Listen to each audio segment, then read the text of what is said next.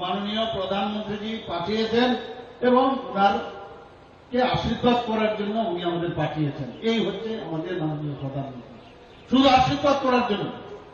গত 10 বছরে উনি মানুষের জন্য যা কাজ করেছেন আমরা সবাই জানি, কি না করেছেন। এর জন্য উনি বলছেন আর একটু আশীর্বাদ লাগে, এই কথাটা কাল গিয়ে বলবেন। সেই দিন আমরা আস্তাবল ময়দানে আমরা সেই জিনিসটা আমরা দেখেছি।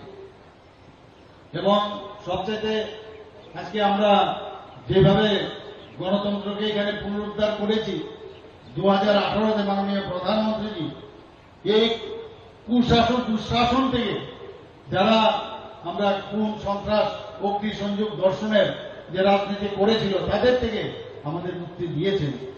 এর জন্য সেদিনও আমি আস্তাবল ময়দানে ওনাকে আমি কোটি কোটি প্রণাম জানিয়েছি, ধন্যবাদ জানিয়েছি সমস্ত ত্রিপুরাবাসীর তরফ থেকে।